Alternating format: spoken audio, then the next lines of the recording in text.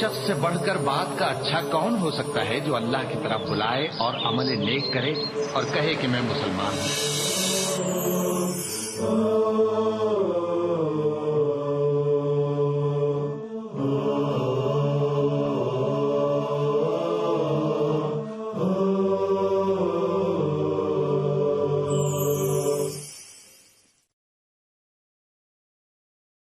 السلام علیکم ورحمۃ اللہ وبرکاتہ۔ بسم اللہ الرحمن الرحیم۔ الحمد للہ وکفی وسلام علی عباده الذین اصطفی، اما بعد، اعوذ باللہ من الشیطان الرجیم، بسم اللہ الرحمن الرحیم۔ ان فی ھذا لبلاغا لقوم عابدین وما ارسلناک الا رحمتا للعالمین۔ معزز ناظرین، خواتین و حضرات، اس وقت اور اس مجلس میں میری گفتگو کا عنوان ہوگا حضور پاک صلی اللہ علیہ وسلم کی مکی زندگی۔ آپ صلی اللہ علیہ وسلم اس دنیا میں عالم کے لیے رحمت بنا کر بھیجے گئے، عالم کے لیے مبشر بنا کر کے بھیجے گئے، عالم کے لیے نذیر بنا کر کے بھیجے گئے، عالم کے لیے ہادی بنا کر بھیجے گئے۔ آپ سارے عالم کے لیے نبی ہیں، سارے عالم کے لیے آپ صلی اللہ علیہ وسلم رسول ہیں۔ آپ کی رسالت عامہ اور آپ کی نبوت عامہ۔ یہ سچ ہے کہ آپ کی پیدائش مکے میں ہوئی، اس اعتبار سے آپ مکی ہیں۔ خاندان بنو ہاشم میں ہوئی پیدائش، اس لیے آپ ہاشمی ہیں۔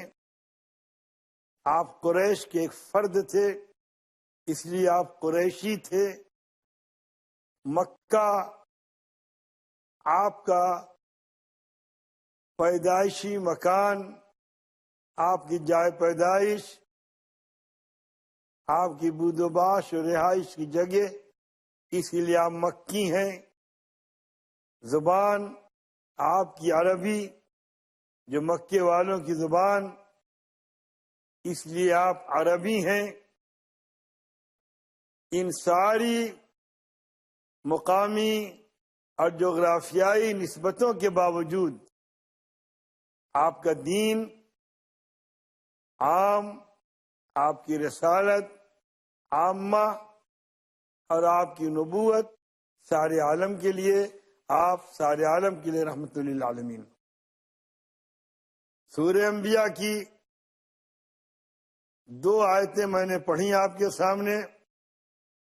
ایک ان فی ھذا لبلاغا لقوم عابدین، دوسرے وما ارسلناک الا رحمتا للعالمین۔ بے شک اس میں ہدایت ہے، تبلیغ ہے ان قوموں کے لیے، ان لوگوں کے لیے جو اللہ کے عبادت گزار بندے ہیں۔ اور اے محمد صلی اللہ علیہ وسلم، ہم نے آپ کو نہیں بھیجا مگر سارے عالم کے لیے رحمت بنا کر۔ یہ بات غور کرنے کی ہے کہ آپ کو رحمت بنا کر کے بھیجا گیا، اس کی نوعیت کیا ہے، کس اعتبار سے آپ کو رحمت کہا گیا۔ تو یہ بات ہر کوئی جانتا ہے۔ آپ اپنی دعوت، آپ اپنی تعلیمات اور خود اپنی زندگی اور اپنی بود و باش، اپنی رہائش، اپنے قول و فعل، ہر اعتبار سے آپ رحمت ہیں۔ آپ کی تعلیمات کچھ اس انداز کی ہے کہ جس میں ہر ایک کے لیے کشش، ہر ایک کے لیے جاذبیت اور ہر ایک کے لیے نمونہ اور ہر ایک کے لیے دعوت عمل۔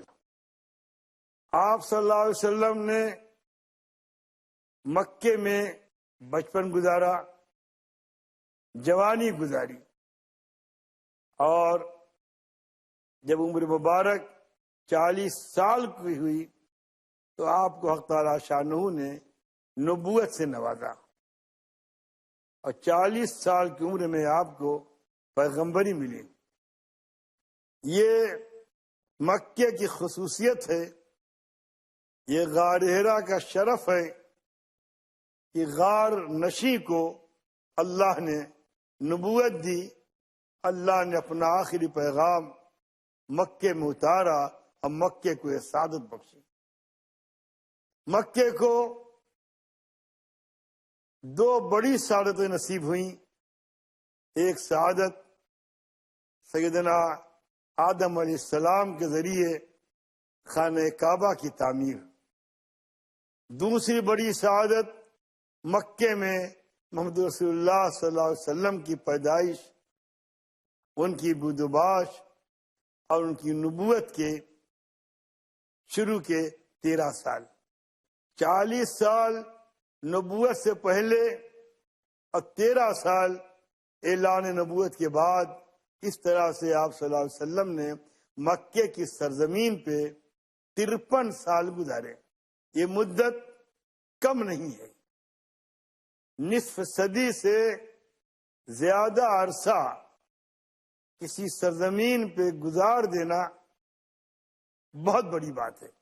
یہی وجہ ہے کہ نبوت سے پہلے کی 40 سالہ زندگی آپ کی نبوت کا مقدمہ بن گئی۔ آپ صلی اللہ علیہ وسلم کی طرز زندگی، آپ کی صداقتیں، آپ کی دیانتیں، آپ کا انداز فکر، یہ سب لوگوں کو دعوت فکر دیا کرتا تھا، دعوت عمل دیتا تھا، دعوت نظارہ دیتا تھا۔ آپ صلی اللہ علیہ وسلم کے سامنے کعبے کی تجدید کاری ہوئی، دیواریں درست کی گئیں، اور مسئلہ اٹھا کہ خانہ کعبہ میں حجر اسود کو کون رکھے اور کیسے رکھا جائے۔ بڑا اختلاف، قبائل عرب میں ہر قبیلہ چاہتا تھا وہ رکھے۔ بہرحال فیصلہ یہ ہوا کہ کل کعبے میں جو شخص سب سے پہلے آئے گا اس کی بات مانی جائے گی۔ جب دوسرے روز لوگ آئے تو دیکھا کہ آپ صلی اللہ علیہ وسلم کعبے میں پہلے سے موجود تھے۔ پھر آپ صلی اللہ علیہ وسلم نے یہ فیصلہ فرمایا کہ ایک بڑی چادر پہ حجر اسود رکھا اور کہا ہر قبیلے کا آدمی چادر کو پکڑے اور اس کو لائے اس کے مقام تک۔ وہ لایا گیا، آپ صلی اللہ علیہ وسلم نے اپنے ہاتھ اس کو لگا دیا اور کعبے میں حجر اسود کو فٹ کر دیا۔ اس طرح سے آپ صلی اللہ علیہ وسلم کے معاملات لوگوں کے ساتھ تھے، اور لوگوں کے معاملات آپ صلی اللہ علیہ وسلم کے ساتھ تھے کہ نداءات میں آپ کی رائے لیتے تھے، معاملات میں آپ کی رائے لیتے تھے، آپ کو صادق کہتے تھے، آپ کو امین کہتے تھے، آپ کو غیر معمولی اہمیت دیتے تھے۔ آپ صلی اللہ علیہ وسلم نے جب نبوت کا اعلان کیا تو یہ چیز ان کو کھلی، مکے والوں کو، کیونکہ وہ اس کے لیے اپنے کو تیار نہیں پا رہے تھے۔ اور یہیں سے آپ صلی اللہ علیہ وسلم کے بیچ اور مکے والوں کے بیچ اختلاف پیدا ہو گیا۔ اور یہ بات حضور پاک یا مکے والوں کی نہیں ہے، یہ بات طاغوتی طاقتوں کی اور ایمان کی ہے۔ ایمان جب بھی سامنے آیا ہے، طاغوتی طاقتوں نے پوری قوت سے اس کا دفاع کیا ہے۔ طاغوت کے لیے ضروری نہیں کہ وہ باہر کا ہو، خاندان کے لوگ بھی ہوتے ہیں۔ چنانچہ آپ صلی اللہ علیہ وسلم کی ولادت پہ آپ کے چچا ابو لہب نے اپنی لونڈی آزاد کر دی تھی اس خوشی میں کہ اس نے آپ صلی اللہ علیہ وسلم کی ولادت کی خبر سنائی تھی۔ لیکن اسی چچا نے جب آپ کی زبان سے نبوت کا پیغام سنا ہے تو یوں کہا تبن لک الہذا دعوتنا، نعوذ باللہ، حضور کو بددعا دی، ٹوٹے ہاتھ تمہارے، تم نے مجھ کو اسی لیے بلایا ہے؟ تو اللہ نے اس کے جواب میں سورہ تبت یدا ابی لہب اتاری۔ معزز ناظرین، انشاءاللہ ایک وقفے کے بعد پھر حاضر ہوں گا۔ معزز ناظرین، وقفے کے بعد آپ کی خدمت میں میں پھر حاضر ہوں۔ میں آپ کو یہ بتا رہا تھا آپ صلی اللہ علیہ وسلم کے سامنے کعبے کی تجدید کاری ہوئی، دیواریں درست کی گئیں، اور مسئلہ اٹھا کہ خانہ کعبہ میں حجر اسود کو کون رکھے اور کیسے رکھا جائے۔ بڑا اختلاف، قبائل عرب میں ہر قبیلہ چاہتا تھا وہ رکھے۔ بہرحال فیصلہ یہ ہوا کہ کل کعبے میں جو شخص سب سے پہلے آئے گا اس کی بات مانی جائے گی۔ جب دوسرے روز لوگ آئے تو دیکھا کہ آپ صلی اللہ علیہ وسلم کعبے میں پہلے سے موجود تھے۔ پھر آپ صلی اللہ علیہ وسلم نے یہ فیصلہ فرمایا کہ ایک بڑی چادر پہ حجر اسود رکھا اور کہا ہر قبیلے کا آدمی چادر کو پکڑے اور اس کو لائے اس کے مقام تک۔ وہ لایا گیا، آپ صلی اللہ علیہ وسلم نے اپنے ہاتھ اس کو لگا دیا اور کعبے میں حجر اسود کو فٹ کر دیا۔ اس طرح سے آپ صلی اللہ علیہ وسلم کے معاملات لوگوں کے ساتھ تھے اور لوگوں کے معاملات آپ صلی اللہ علیہ وسلم کے ساتھ تھے۔ نزاعات میں آپ کی رائے لیتے تھے، معاملات میں آپ کی رائے لیتے تھے، آپ کو صادق کہتے تھے، آپ کو امین کہتے تھے، آپ کو غیر معمولی اہمیت دیتے تھے۔ آپ صلی اللہ علیہ وسلم نے جب نبوت کا اعلان کیا تو یہ چیز ان کو کھلی، مکے والوں کو، کیونکہ وہ اس کے لیے اپنے کو تیار نہیں پا رہے تھے۔ اور یہیں سے آپ صلی اللہ علیہ وسلم کے بیچ اور مکے والوں کے بیچ اختلاف پیدا ہو گیا۔ اور یہ بات حضور پاک یا مکے والوں کی نہیں ہے، یہ بات طاغوتی طاقتوں کی اور ایمان کی ہے۔ ایمان جب بھی سامنے آیا ہے طاغوتی طاقتوں نے پوری قوت سے اس کا دفاع کیا ہے۔ طاغوت کے لیے ضروری نہیں کہ وہ باہر کا ہو، خاندان کے لوگ بھی ہوتے ہیں۔ چنانچہ آپ صلی اللہ علیہ وسلم کی ولادت پہ آپ کے چچا ابو لہب نے اپنی لونڈی آزاد کر دی تھی اس خوشی میں کہ اس نے آپ صلی اللہ علیہ وسلم کی ولادت کی خبر سنائی تھی۔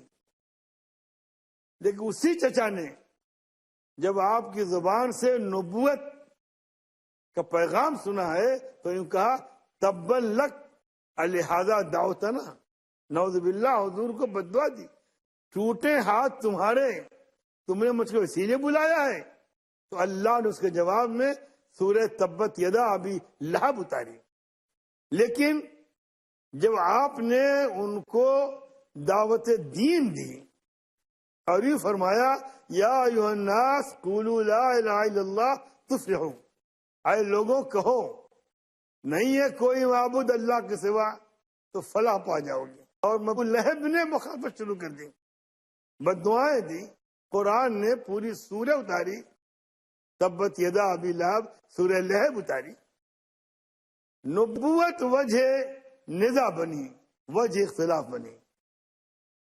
مکے والے یہ دنیا کا کوئی بھی جو طاغوت کی نمائندگی کا ہے وہ حق کو اس لیے پسند نہیں کرتا کہ طاغوت کی کبریائی کو حق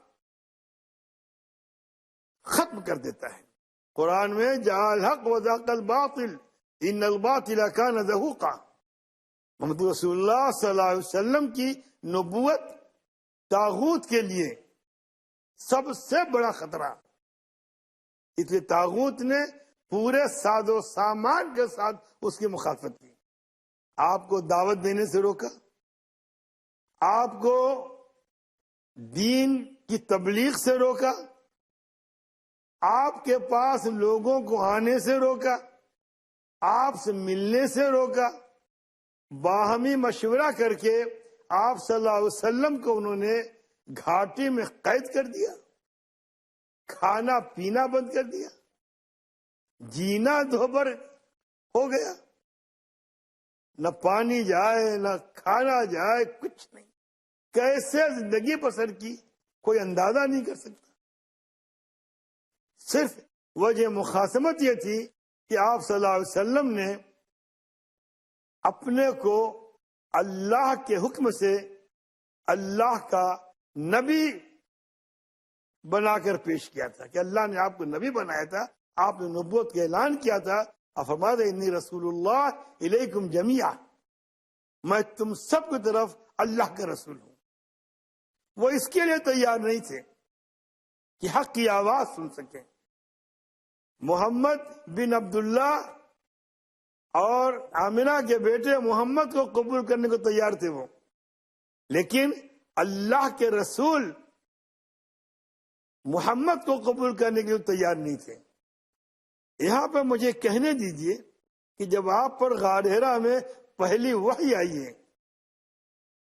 اور آپ گھر آئے اور آپ کے بدن پہ راشا طاری تھا اور فرمایا حضرت خدیجہ سے زملونی زملونی، مجھے چادر اڑا دو، مجھے چادر اڑا دو، انہوں نے چادر میں آپ کو لپیٹ دیا۔ جب طبیعت سنبھلی اور صورتحال بیان کی تو حضرت خدیجہ نے ان کو، آپ صلی اللہ علیہ وسلم کو پہلی تسکین کی بات یوں کی، فرمایا واللہ لا یخزیک اللہ ابدا، خدا کی قسم اللہ آپ کو ناکام نہیں کرے گا۔ کیوں ناکام نہیں کرے گا؟